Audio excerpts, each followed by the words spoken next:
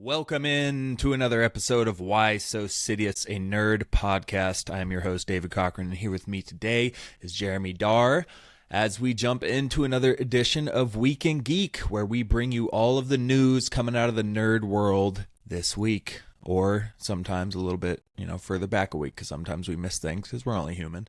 So, we're going to get you caught up on all the stuff that's been dropping in the nerd world, and we are going to start off with the ever-developing new DCU, James Gunn's baby.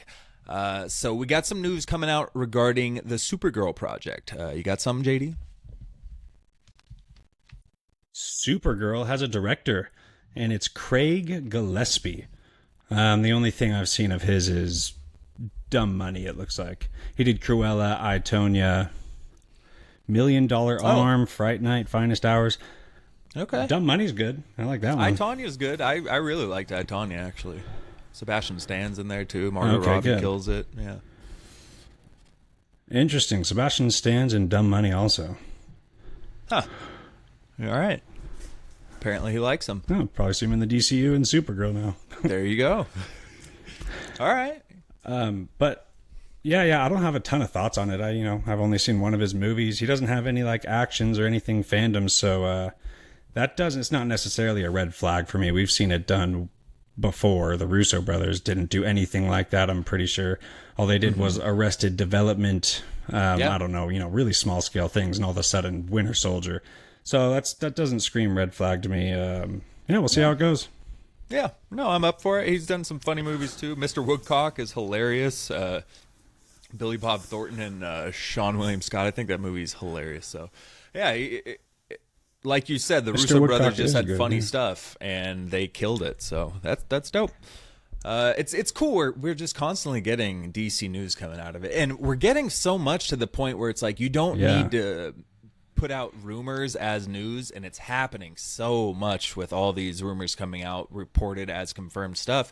And thankfully James Gunn is very active on social media, and he's debunking them left and right while still giving us actual news, pretty regularly. So he's doing a good job. One of those things was regarding the Superman movie. We got word for a quick minute there that was reported as news because Daniel RPK confirmed that Ultraman would be the main villain of Superman. And sure enough, James Gunn came out and said, actually, believe it or not, Superman is the main protagonist of Superman, and Lex Luthor is the main antagonist. I don't know where all these rumors keep coming from yet, but, just shot it down. So it's just nice having him around, but he's probably getting burnt out from just constantly having to address all of this stuff that's coming out from the DCU.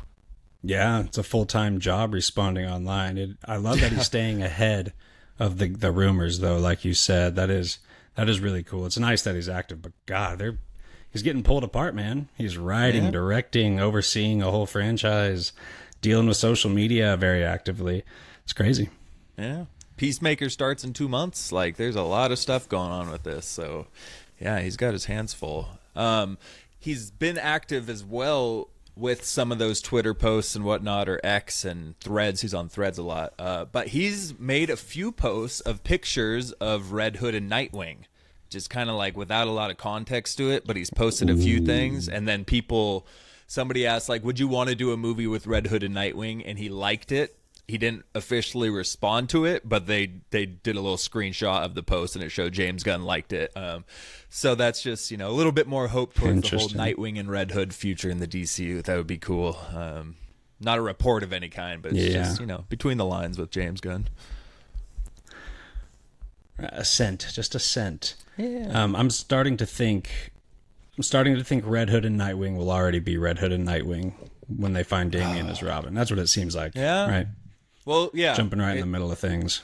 Yeah. If we're doing Damian, then of course I'm good with them already existing. They're not going to be introduced after Damian, so yeah. That makes sense. Yeah.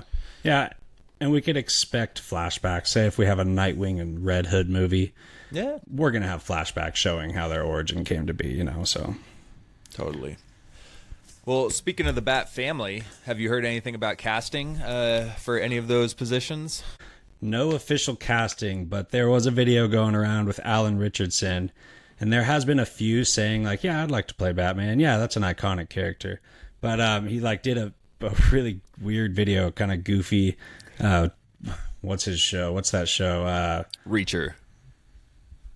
Fuck, the Blue Mountain State. Oh, Blue Mountain State, yeah. Yeah. He was getting all enthusiastic about it. He's like, I would love to play Batman. I'm going to say it. I would love to play Batman, all this stuff. And, just pulling a lot of attention towards it. Big fan cast, right? A lot of people would love to see him as Batman. I would love to see him as Batman. I haven't seen Reacher, but I've seen Blue Mountain State. And I've seen some clips of Reacher. He's definitely got that physical, imposing situation going on, and he's a good actor.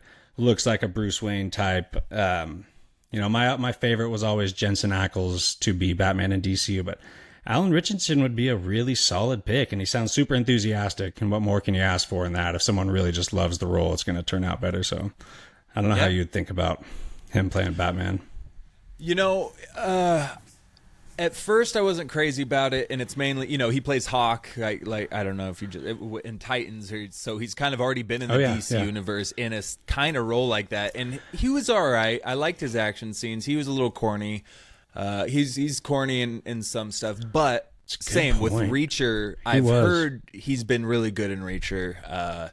And he's just an enthusiastic dude. I've seen those videos he posts. So I guess he's got bipolar. I think he's bipolar. He talks about that. So he's a lot of ups and downs with him. But whenever he's doing those videos on social media, there's so much energy to it. Like he looks like he run through a wall.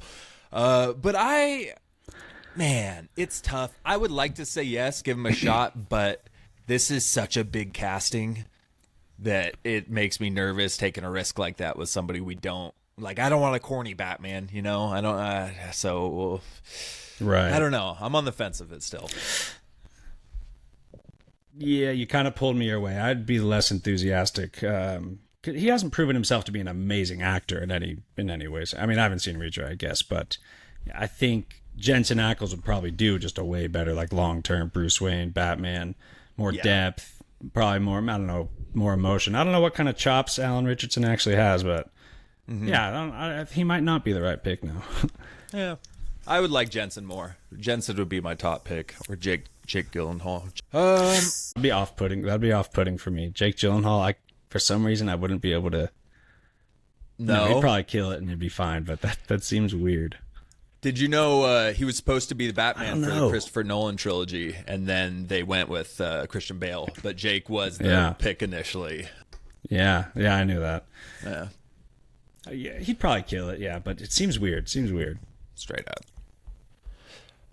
All right, let's bounce out of the DC there. Just real quick, Warner Brothers, I guess this is. So we'll stay within the Warner Brothers umbrella. We got some good news.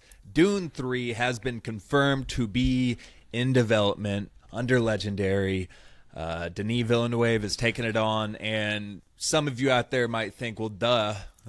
Part 2 ended with a pretty big cliffhanger of the war about to happen. There was leading into a lot of stuff there. But Denis said, I'm not going to make a third one if I can't make it as good as part 2. And he said, I don't even want to think about it right now. So there was a lot of hesitation coming out of Denis. But the fact that he said that and is now moving forward with it, I mean, man, how can that not hype you up? So I'm stoked for this. I'm sure you're not disappointed by the news. Not disappointed. And the main thing, as far as Denis coming back is the biggest part there because, I mean, wow. Incredible what he did with Dune 2. But question, Dune, the book... So the ending of Dune 2 is apparently the end of the first book, correct? Yes. Yeah. Okay. So that two movies covered that book. All right. So yeah, Messiah's the next place. Super excited. I have no idea where the story's going. It's really cool to have this franchise that I'm guessing is going to be built into a large universe like Game of Thrones became and like Lord of the Rings is becoming. And it's cool to see the start of something with having no idea where it's going. Yeah. No, I'm excited for it. Yeah, I just started reading the book, so I have no time to read it. But we've talked about it. We've talked about that already. So we'll see how the book goes. Yep. Check out our book review in 2027. Boom, bang. Dune. There you go. I think that's a realistic time frame. Let's get into the MCU. Speaking of casting, we just had an official casting announcement for a certain character, JD. Yeah, I'm really curious what you think about it there. So the Silver Surfer is cast, and it's Julia Gardner, who played, I forgot her name, in Ozark. Ruth.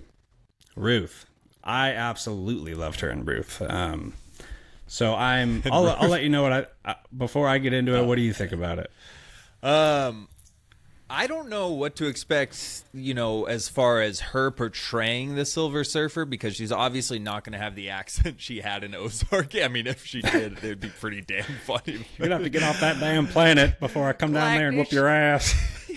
Better get your ass down here, Galactus. So, I don't think, I like her, so I'm always up for her to join in the MCU. I don't think she's going to be very recognizable is the main point. I think the main point here is that it's not Norrin Rad. It is, I forgot her name already. It's like Shalia Shalabal. I know Wing Wong. Zero about this character. There you go. It is... Come on, man. None of you guys can put the name in the title of the article. Like you were close, though. It's like it's Shalabunga Wing Wong. Shala. Like here we go. Shalabal. Oh, look at that. Okay. I think you actually... I think I said that. So Shalabal, I don't know anything about her either, but it's not... They're not making Silver Surfer a female. It is a pre-existing comics character that was just a female who took on the Silver Surfer mantle. Again, because Norrin Rad was not born as the Silver Surfer. And if you want to know more about that, we just dropped a Novice Nerd that our friend JD here did a very good breakdown on the background of, again, unfortunately, Norrin Rad, which... different Silver Surfer, but it's still a really, it's a cool character. It's an awesome background to learn about, and I wouldn't put it past Norrin Rad maybe showing up in the MCU down the road still. So, yeah, go check it out. Yeah, me neither. I don't think this is the Silver Surfer, or I'm not jumping to that conclusion anyway, so I didn't like seeing the news at first because I'm a big Norrin Rad fan. I love his story. I think it's, like, integral to the history of Marvel. I really do. Like, him and Galactus, that whole side... I didn't jump to conclusions, and I also figured the Fantastic Four is a very multiversal... It's probably going to be very multiversal, and this could very well be a multiversal Silver Surfer. I mean, there's nothing that suggests, it's very likely that could happen. It's not Norrin Rad, so I'm still assuming Norrin Rad's going to show up. But I knew this was going to be a controversial one, man, as soon as I saw it, because Silver Surfer is very popular. Mm-hmm. And when you have him cast as, a different gender than what everyone's used to, it's going to get crazy. But yeah, you jumping to no conclusions. They could have 10 Silver Surfers in this movie for all we know. Yeah. Well, I think this is a great opportunity for those people who always say it's not about the gender, it's just about quality. They're just doing it to do it. Well, they do that in certain instances. They just change it just to do that, to be more diverse, whatever the case is. That has obviously happened. But this isn't one of those cases to me, because, again, they're not changing. I think it's just a different character that they're deciding to go with. So, yeah, I think you have to give it a chance and see what happens. So, and I just rewatched the 2007 Silver Surfer Fantastic Four movie with the original crew and Chris Evans and all that. Silver Surfer himself, even the CGI in that movie was pretty dope, actually. I enjoyed all of the scenes. He was voiced by Lawrence Fishburne, but I enjoyed his part in that movie. So, yeah, he's sick. Staying in the Marvel thing, a couple quick things. We don't have to dive into it. Have you heard of this Eyes of Wakanda animated series that Disney Plus is making? You have? Okay. Just that it's coming out, a little Black Panther animated show. Okay. Yeah, I wasn't aware of that. I just saw that, and apparently it's diving into the history and mythology of Wakanda, and it's going to be like, quote, getting an animated look into the MCU, end quote, which I feel like that doesn't mean anything. We've had What If. What is that? Yeah. Terrible marketing, but I had no idea it was coming out. But that's coming out soon.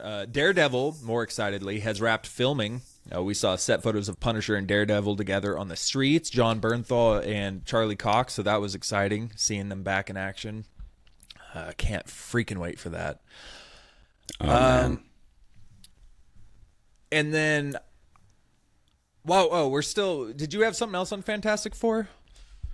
Oh, there was a photo that dropped. So there's I just want to pick at one weird little thing. So it's strange.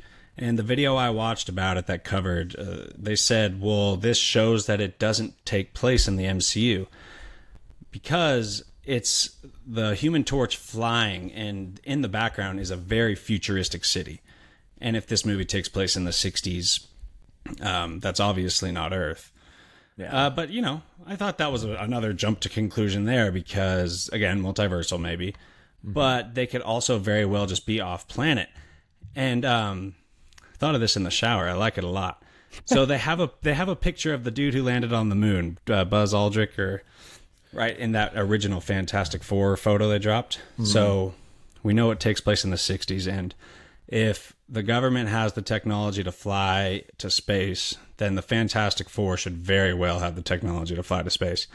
So I thought they could very well just fly into space at that time and find themselves out in the galactic whatever. And, you know, the whole interstellar time conflict has them off of Earth for the 60 years or however long that's been since the 60s. So, I mean, that could be another way to explain it if it's not the quantum realm. And dude, it's just weird to have Buzz Aldrich in the poster in that, you know, because it obviously is like telling us. So you're saying Buzz Aldrin, the guy who actually went to the moon? I think, right? Who's in a poster? Are you talking about the animated photo?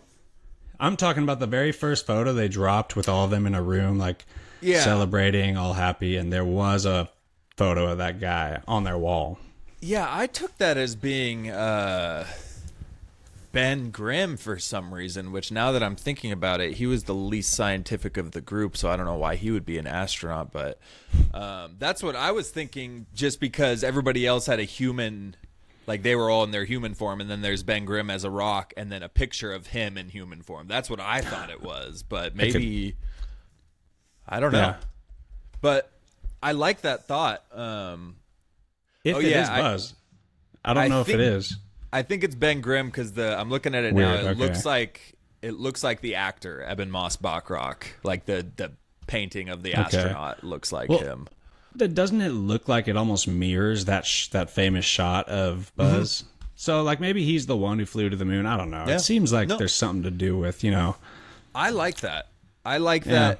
That makes sense if they were in the 60s too, because they're just astronauts. They're just scientists in the 60s. So we could still see Howard Stark. Maybe they're like getting this high-tech stuff that they're about to go use and whatever cameo there. But then they go out into space. They got to get their powers. And then, maybe they're out there entangled in a different universe or a different civilization or something like that while they're learning their powers. And then at the end of the movie, they're making their way back to Earth or something and they've only been there for maybe 6 months, right? Interstellar. Remember? Yes. Right. And boom, that explains why they still look the same. I love it. Yes, let's get it. Oh, I love it. They've already started. I guess we can't send it in, but we're posting this one. I think that's a good theory. And to get a little deeper and weirder, it would be sick to see Annihilation, because they are super tied to the Annihilation wave, and there's a lot of conflict with Annihilus there, and Johnny Storm has Johnny Storm, the Human Torch, whatever that one is, has a huge moment. I mean, there's, if they go out in space, they could do something really cool. We have no clue what this movie's going to be about, dude. Yeah. I know, but that's a good theory. I think that's a really good jumping off point. So, before we go before we get out of Marvel, I just really quick wanted to talk, I'm just loving the X-Men 97 series so far. I didn't think I would like it as much as I have, but those first 3 episodes were just awesome. They finally do Cyclops justice. Like, there's some really cool scenes. Like the score, they put effort into the score into this one, because there's a few scenes where the score elevates it. Like it's like, oh, this is intense. Like, this is dope, and it's because of this score. Magneto's got an amazing scene in there. So they're really doing a good job. Episode 4 just came out. I didn't really enjoy it. I thought that one felt way more aimed towards kids, and it was all about Jubilee and stuff, and the X-Men weren't in it. But all to say, the show is pretty dope. I'm really liking it so far. So that's awesome. And right before we got on, I've loosely heard a rumor, so don't quote me. I don't know the source, but it's that they are focusing way more on X-Men, and they're going to start producing the first live-action X-Men way sooner than we expected. Good. And it's a lot to do with the hype that X-Men 97 brought. just the fact that that's what people are excited about. People want like X-Men, and that's kind of the only thing you could repeat on the big screen, repeating how the Avengers formed. Yep. You know, you can't really do a lot of repeats of that. So the X-Men is a good opportunity for something new. Yeah, they probably saw the hype after Beast's post-credit scene in the Marvels. Everybody was only talking about that instead of the movie. And then, yeah, they were probably using this as like a temperature gauge, see how people react. Okay, X-Men are good to go. They are obviously moneymakers. Yeah. Yeah. All right.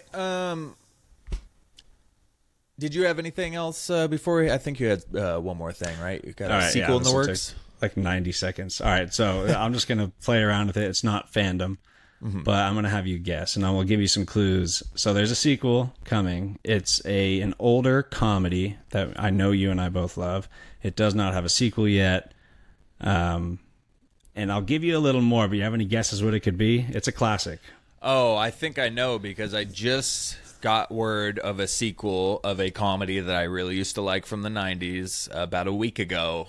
And I was the grumpy old man who was like, I don't want this crap. And everybody's like, come on, Dave. And that was Happy Gilmore. Is that it? Yeah, that's it. Yeah, I don't know. I know. I get where you're coming from. I get it. Nothing ever works out like that anymore. Like, it's probably not going to be good. But yeah, I'm still going to see it, though, probably because I know Adam Sandler's coming back. I think Shooter McGavin's coming back. Unfortunately, Chubbs can't come back. R.I.P. Carl Weathers.